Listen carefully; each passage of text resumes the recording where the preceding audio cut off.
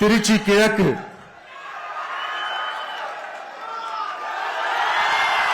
C Joseph Vijay,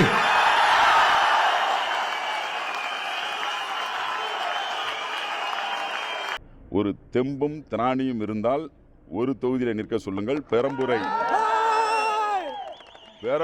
விட்டு இங்கே திருச்சி கிழக்கில் என்னோடு மோத சொல்லுங்கள். நிச்சயமாக வெற்றி எங்கள் பக்கம். வாக்கு அதிகமா இருக்கு, அதை டார்கெட் பண்ணி தான் வராரு அப்படின்னு சொல்றாங்க. இன்னைக்கு சொல்லும்போது கூட ஜோசப் விஜய்ங்கிறத அழுத்தி அவர் வந்து சொல்றாரு. அது எதுவும் நல்லா தெரிஞ்சுக்கங்க, அறிவாலயத்தை தேவாலயம் கைவிடாது. எல்லாருக்கும் ரொம்ப நன்றிப்பா. இவ்வளோ தூரம் வந்து வருகிறதுக்கு மாண்புமிகு தமிழ்நாடு முதலமைச்சர் அவர்களுக்கு இரண்டாவது முறையாக திருச்சி கிழக்கு சட்டமன்ற தொகுதியில் என்னை வேட்பாளராக அறிமுகப்படுத்தியதற்கு நான் உள்ளார்ந்த நன்றிகளை தெரிவித்துக் கொள்கின்றேன். மீண்டும் நிச்சயமாக மாண்புமிகு தமிழ்நாட்டு முதலமைச்சர் அவர்கள் கொண்டு வந்த திட்டங்கள் கடைக்கோடி தமிழனுக்கும் போய் சென்றிருக்கிறது. எனவே அந்த திட்டங்களின் வாயிலாகவும் இந்த திருச்சி கிழக்கு சட்டமன்ற தொகுதிக்குட்பட்ட 5 வருடமாக சட்டமன்ற உறுப்பினராக பணியாற்றியுள்ளேன். அனைத்து தரப்பு மக்களிடமும் நம்பிக்கையை பெற்றிருக்கிறேன். தெரு தெருவாக வீதி வீதியாக சென்று மக்கள் பணி ஆற்றியிருக்கிறேன். அந்த தைரியத்தோடு தெம்போடு நான் மீண்டும் சொல்கிறேன், 1,00,000 ஓட்டுகள் வித்தியாசத்தில் நிச்சயமாக நான் எனக்கு 2021 சட்டமன்ற தேர்தலில்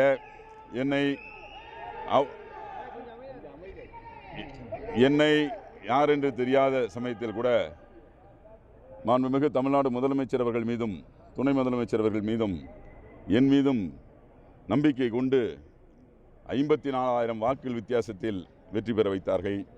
திருச்சி கிழக்கு சட்டமன்ற தொகுதி என்பது திமுகவின் கோட்டை. நடைபெற்ற 2024 நாடாளுமன்ற தேர்தலில் 65,000 வாக்குகள் வித்தியாசம் பெற்றிருக்கிறது. எனவே மீண்டும் களப்பணி ஆற்றுவேன். நிச்சயமாக சட்டமன்ற வேட்பாளராக வெற்றி பெற்று சட்டமன்ற உறுப்பினராக நான் 2026 மே மாதம் 5ஆம் தேதி அங்கு செல்வேன். எப்படி ஒரு ஸ்டார் தொகுதியா இருக்கு, அவர் ஒரு முக்கியமான திரை நட்சத்திரம் வேற, எப்படி பாக்குறீங்க சார் அதை? என்னை பொறுத்தவரை அவர் ஒரு தைரியம் இல்லாதவர். ஏதாவது எந்த காலத்திலாவது ஒரு கட்சியினுடைய தலைவர் 2 தொகுதிகளில் போட்டியிருக்கிறாரா? ஒரு தெம்பும் திராணியும் இருந்தால் ஒரு தொகுதியில் நிற்க சொல்லுங்கள். பெரம்பூரை விட்டு இங்கே திருச்சி கிழக்கில் என்னோடு மோத சொல்லுங்கள்.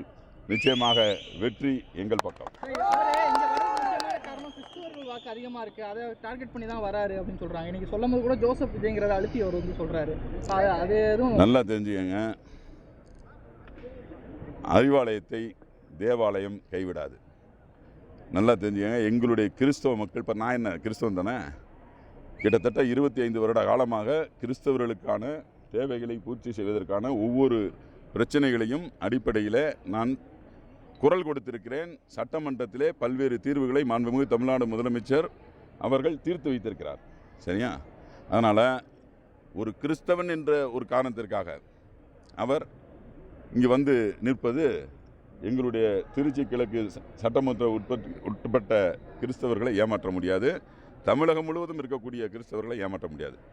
அது மட்டும் காரணமல்ல, அவர் ஒரு தைரியமில்லாத காரணத்தினால் இங்கே வந்து 2 தொகுதியில் நிற்க வேண்டும் என்பதற்காக இங்கே நிற்கிறார். அதுதான் என்னை பொறுத்தவரை.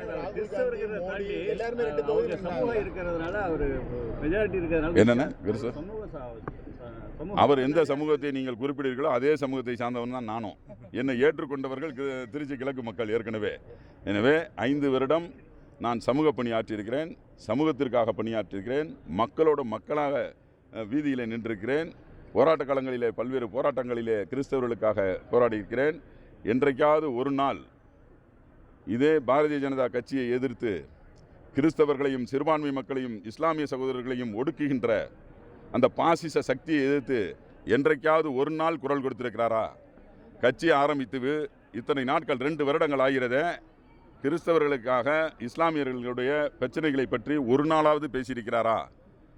போன வருடம் 2025ஆம் ஆண்டு கிறிஸ்மஸ் விழாவிலே தொப்பி கூட விற்க முடியாத சூழ்நிலை வடமாநிலங்களில் நடைபெற்றதே. எல்லா தேவாலயங்களும் கிறிஸ்துவ விழா போது அடிபட்டதே, பல்வேறு தொந்தரவுகளை செய்தார்களே, ஏதாவது ஒரு அறிக்கை?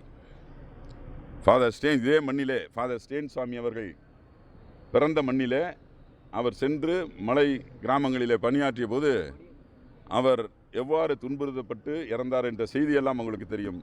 ஒரே ஒரு கண்டன அறிக்கை. இதுவரை வாய்மூடி மௌனமையாக பிஜேபியினுடைய பி டீமாக இருக்கிறார் என்பதுதான் இன்றைக்கு நிசப்தமான உண்மை. தவிர்க்க முடியாத தம்ப்நெயில்ஸ், கலக்கலான கண்டென்ட்ஸ், சினிமாவும் சீரியஸ் பிரச்சனைகளும், பல வருடங்கள் இடைவெளிக்கு பிறகு இந்த படத்துல ஒரு கலகலப்பும் கைகலப்பும், போயிட்டே தான் இருக்காரே தவிர பிரேக்கே இல்லாமல் பிரேக்கிங் நியூஸ் சொல்லும் தந்தி டிவி ஆப். இன்ஸ்டா தலைமுறை வரை இறங்கி அடிக்கும் தந்தி டிவியின் டிஜிட்டல் எக்ஸ்க்ளூசிவ். அது தண்ணிக்குள்ள போகும்போது ஹேங் ஆயிடுச்சு. உங்களுக்கு விஜய் சார் எந்த அளவுக்கு ரொம்ப பிடிக்கும்? Of course, Malayalis are huge Vijay sir fans. ரெண்டு பேருமே ரொம்ப பிடிக்கும் எனக்கு. தந்தி டிவி ஆப்பை இலவசமா டவுன்லோட் செய்யுங்க. ஃபாலோ பண்ணுங்க, சப்ஸ்கிரைப் பண்ணுங்க, என்ஜாய் பண்ணுங்க.